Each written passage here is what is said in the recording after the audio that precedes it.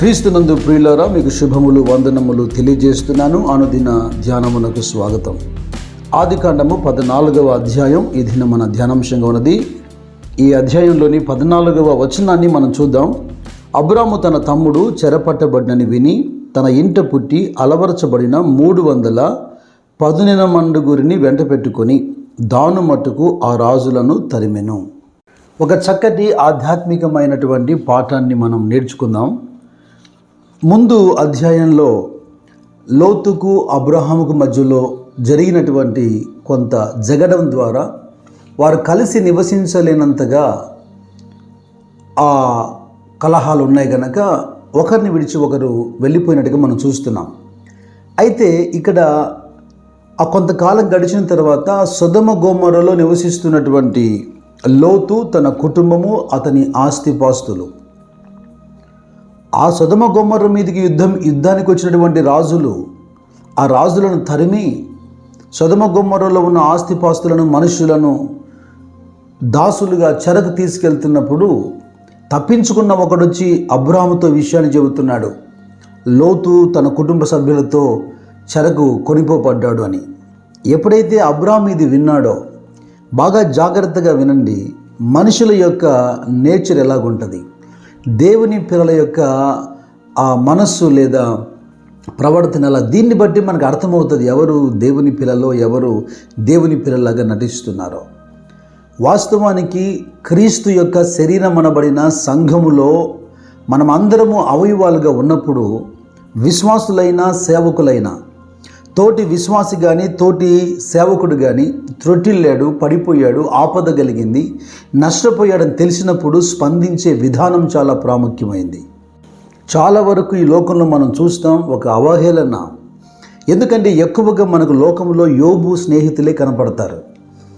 సంగతి సరిగా గ్రహించక మునిపే దుర్భాషలాడి, అపార్థం చేసుకొని, అవమానించి, వ్యతిరేకంగా మాట్లాడి గాయాన్ని రేపేవారే కనపడతారు తప్ప అబ్రహాము వంటి బంధువు కానీ లేదా ఆత్మ సంబంధమైన సహోదరులు కానీ చాలా తక్కువ. నా ప్రియ సహోదరి సహోదరులారా, గతంలోనే మరి తెలిసి తెలియక అనేకుల గురించి ఏదైనా ఒక నెగటివ్గా మనకు వినపడితే వెంటనే ప్రచురం చేస్తూ అందులో సంతోషిస్తూ సాగుతున్నావా? బైబిల్ అంటుంది కదా, మోసపోకుడి, దేవుడు వెక్కిరింపబడడు, మనుషుడు ఏది విధితే అదే కోస్తాడని. చిన్నవాడైనా పెద్దవాడైనా నాతో కలహం పెట్టుకొని దూరంగా వెళ్ళిపోయాడు, ఇది వానికి జరగవలసిందే అని అబ్రహాము లోతును మర్చిపోయాడా? అబ్రహాము వెంటనే తాను స్పందించిన విధానం చూడండి బైబిల్ ఎలాగుందో. అబ్రహాము లోతు చెరపట్టబడ్డాడని తెలిసిన వెంటనే తన ఇంట పుట్టి అలవరచబడిన 318 మందిని వెంట పెట్టుకొని యుద్ధానికి బయలుదేరి రాజులను తరుముతున్నాడు. Trained servants. నేను మీకు ఒక మాట చెప్పాలనుకుంటున్నాను. లోతుకు కూడా పనివారు లేకపోలేదు, గొర్రెల కాపర్లు లేకపోలేదు. కానీ లోతు దగ్గర ఉన్న మనుషులు ట్రైన్డ్ అని బైబిల్లో రాయబడలేదు. ఎందుకంటే లోతుతో ఉన్న మనుషులు కూడా ట్రైన్డ్ అవుతే ఆ రాజులతో యుద్ధం చేసి తమ యజమానుని కాపాడేవారు. కానీ అబ్రాహాము ఇంట పుట్టి పెరిగినటువంటి, అలవరచబడినటువంటి, ట్రైనప్ చేయబడినటువంటి ఈ 318 మందిని తీసుకొని రాజులను తరిమి యుద్ధం చేస్తున్నాడంటే మీరు ఆలోచన చేయండి. ఇటువంటి అనుభవమే దావీదు జీవితంలో కూడా మనం చూస్తాం. సమూయేలు మొదటి గ్రంథం 30వ అధ్యాయంలో దావీదు అతని జనులు 3వ దినమందు సిగ్లకు నాకు వచ్చిరి. అంతలో అమాలేకీయులు దండెత్తి దక్షిణ దేశం మీదన సిగ్లకు మీదను పడి కొట్టి దాన్ని తగులపెట్టి గనులేమి అల్పులేమి అందులోనున్న ఆడువారందరినీ చెరపట్టుకొని చంపగా వారు తీసుకొని వెళ్ళిపోయి ఉండేది. దావీదును అతని జనులను పట్టణమునకు వచ్చి అది కాల్చబడి ఉండుటయు, తమ భార్యలను, కుమారులను, కుమార్తెలను చెరలోకి కొనిపోబడి ఉండుటయు చూచి ఇక ఏడ్చుటకు శక్తి లేకపోవునంత బిగ్గరగా ఏడ్చిరి. యెజ్రెయేలీయురాలైన అహీనోయము, కర్మేలీయుడైన నాబాలు భార్య అయిన అబీగయలు అను భార్య దావీదు 2 భార్యలను చెరలోకి కొనిపోబడగా చూచి దావీదు మిక్కిలి దుఃఖపడెను. మరియు తమ తమ కుమారులను బట్టి కుమార్తెలను బట్టి జనులందరికీ ప్రాణం విసిగినందున రాళ్ళు రువ్వి దావీదును చంపుదము రండని వారు చెప్పుకొనగా దావీదు తన దేవుడైన యెహోవాను బట్టి ధైర్యం తెచ్చుకొనెను. అయితే పిమ్మట దావీదు ఏం చేస్తున్నాడు? యెహోవా దగ్గర విచారణ చేస్తున్నాడు. చెరకు కొనిపోబడినటువంటి నా ప్రజలు నేను తప్పించుకోగలుగుతానా, తీసుకురాగలుగుతానా? ఈ రాజులతో యుద్ధం నేను చేయగలుగుతానా? యెహోవా ఇచ్చిన జవాబు ఏంటంటే, తరుమము, నిశ్చయముగా నీ వారిని కలుసుకొని తప్పక నీ వారందరినీ దక్కించుకొందువని సెలవిచ్చెను. అబ్రహాము దినములలో, దావీదు దినములలో ఉన్న పరిస్థితులు వేరు. భౌతికమైన యుద్ధాలు చేసి తమను కాపాడుకుంటూ తమ వారిని కాపాడుకున్నటువంటి వైనాన్ని మనం చూస్తున్నాం. అయితే కొత్త నిబంధన విశ్వాసులుగా మనం ఇప్పుడు రాజులం కాదు, లేదా మనకేమైనా భౌతిక సంబంధమైన యుద్ధములు, పోరాటములు లేవు.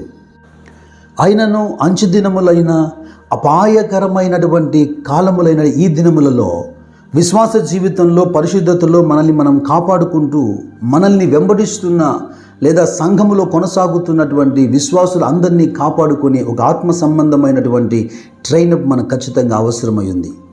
అందుకే అపోస్తలుడైన పౌలు ఎఫెసీలతో మాట్లాడుతున్నప్పుడు 6వ అధ్యాయంలో 10వ వాక్యం నుంచి ఇలా అంటున్నాడు, తుదకు ప్రభు యొక్క మహాశక్తిని బట్టి ఆయన యందు బలవంతులైండుడి, మీరు అపవాది తంత్రములను ఎదిరించుటకు శక్తివంతులగునట్లు దేవుడిచ్చు సర్వాంగ కవచమును ధరించుకొనుడి. ఏలయనగా మనం పోరాడున్నది శరీరులతో కాదు, కానీ ప్రధానులతోనూ అధికారులతోనూ ప్రస్తుత అంధకార సంబంధులకు లోకనాథులతోనూ ఆకాశ మండలమందున్న దురాత్మల సమూహములతోనూ పోరాడుచూ ఉన్నాము.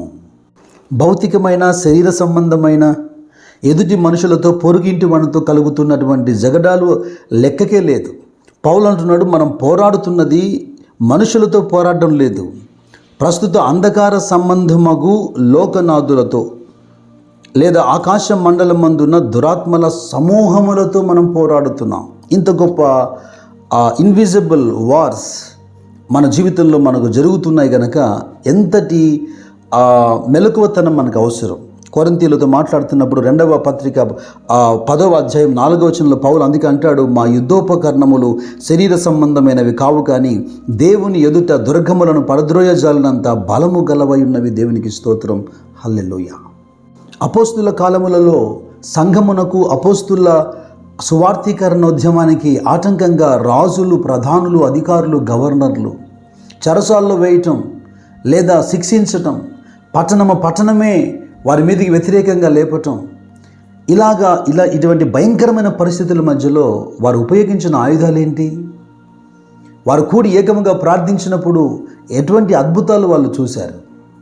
చాపబడిన క్రీస్తు హస్తం వైపు వాళ్ళు చూస్తూ మరింత పరిశుద్ధాత్మ పూర్ణులై బలముగా ముందుకు సాగినట్లుగా మనం చూస్తున్నాం. సర్వాంగ కవచం అని ఎఫెసీయులతో అన్నాడు. కొరింథీ 2వ పత్రికలో యుద్ధోపకరణములు అంటున్నాడు. 2వ పత్రిక 6వ అధ్యాయంలో 7వ వచనంలో నీతి ఆయుధములు అంటున్నాడు. ఆ నీతి ఆయుధాలని వివరిస్తూ పవిత్రతతోనూ, జ్ఞానముతోనూ, దీర్ఘశాంతముతోనూ, దయతోనూ, పరిశుద్ధాత్మ వలనను, నిష్కపటమైన ప్రేమతోనూ, సత్యవాక్యము చెప్పుట వలనను, దేవుని బలము వలనను కుడి ఎడమల నీతి ఆయుధములు. కష్టపడి ప్రయాసపడి సమకూర్చినటువంటి సంఘం చిన్నాభిన్నంగా మార్చబడిందా? సేవను అపవాది తంత్రములు చిన్నాభిన్నంగా మార్చేసాయా? లేదా నింద, అవమానం మిగిలిపోయిందా? కోల్పోయినవన్నీ ఇచ్చుటకు ఆయన సమర్థుడు. యోవేలు గ్రంథంలో అందుకే అంటాడు కదా, నీ పంటను తినివేసిన పురుగులను నేను గద్దించి సంవత్సరముల పంటను తిరిగి నేను నీకు ఇస్తానంటాడు. దేవునికి స్తోత్రం, హల్లెలూయా. Our God is a great restorer. తిరిగి సమకూర్చేటువంటి దేవుడు ఆయన.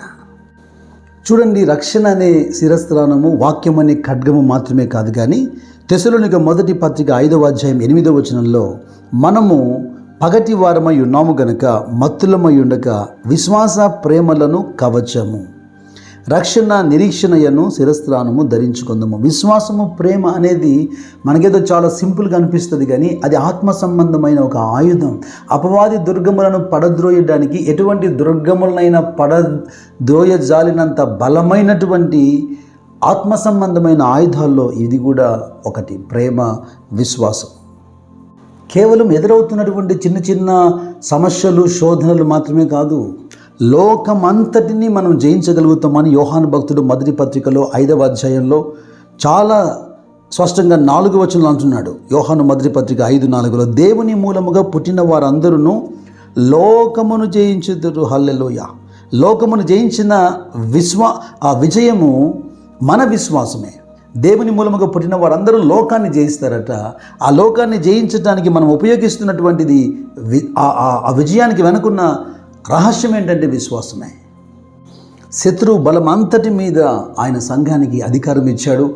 పాతాళ ద్వారములే బయలుదేరి వచ్చిన సంఘం ఎదుట నిలబడలేవు. సర్వాధికారి అయిన క్రీస్తు సంఘమునకు శిరస్సుగా ఉన్నాడు గనక నా ప్రియ సహోదరి సహోదరుడా, ప్రియ విశ్వాసి, ప్రియ సేవకుడా, ఏది నీ జీవితంలో పోగొట్టుకున్నావో, ఏది చెరకు కొనిపోబడిందో, దేన్ని సాతాను పాడు చేశాడో, ఇదిగో ఆర్మ్ యువర్ సెల్ఫ్. ఒక యుద్ధానికి నువ్వు సిద్ధపరచుకోవాలి. నీతో ఉన్నవారిని ఆత్మ సంబంధమైన పోరాటములు చేసేటువంటి యుద్ధ నైపుణ్యం కలిగిన వారిగా నువ్వు ట్రైనప్ చేయాలి. అపవాది చేతుల్లో నుంచి ఆ ప్రజల్ని విడిపించి దేవునికి ఒక ప్రజగాను రాజ్యముగాను మనం సిద్ధపరచాలి. ఎన్నో యుద్ధాలలో అబ్రహామును దేవుడు విడిపించాడు. అలాగే ఇతరులను విడిపించేవాడిగా అబ్రహామును దేవుడు తీర్చిదిద్దాడు. ఈ వాక్యం వింటున్న నీవు బలపరచబడి అబ్రహాము వంటి ఆ కృపను, అభిషేకమును పొంది పోగొట్టుకున్న ఆత్మ సంబంధమైన లేదా భౌతిక సంబంధమైన విషయాలన్నింటినీ దేవుని ద్వారా, దేవుని యొద్ద విచారణ చేయడం ద్వారా, దేవుని అనుమతి ద్వారా తిరిగి సమస్తము సంపాదించుకునే కృప దేవుడు మెండుగా మీకు దయచేయునుగాక. God bless you.